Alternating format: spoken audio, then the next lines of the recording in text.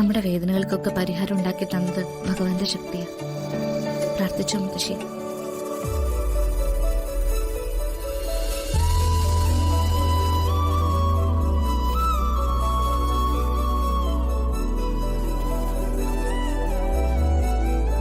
ഭഗവാനെ, ഞങ്ങളെ വേദനിച്ചതിനൊക്കെ അവിടുന്ന് പരിഹാരം ഉണ്ടാക്കി തന്നു. ഇപ്പോഴാ മുത്തശ്ശിയുടെ മനസ്സ് തെളിഞ്ഞതെന്ന് ഞങ്ങൾക്കറിയാം. അതിനിടയാക്കിയതിന് തീർത്താ തീരാത്ത കടപ്പാടുണ്ട്.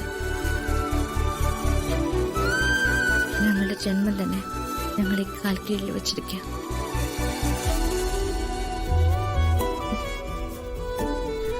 കൃഷ്ണ,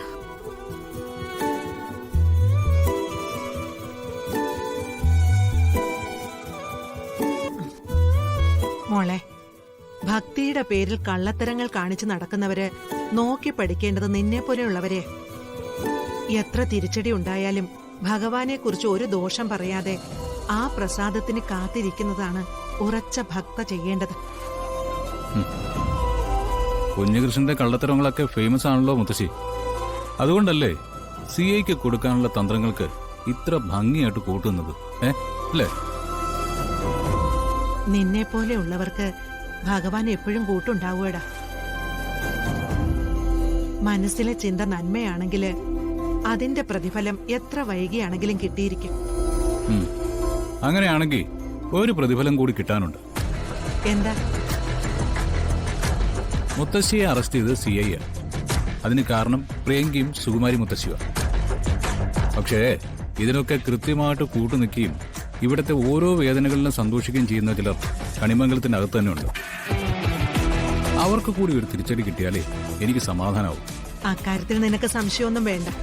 ഭഗവാൻ അത്ര പ്രിയപ്പെട്ടവളാണ് രാധിക. അവളുടെ നേരെ ഒരു ചീത്ത വാക്ക് ഉപയോഗിച്ചവര് പോലും കൃത്യമായി ശിക്ഷിക്കപ്പെട്ടിരിക്കും.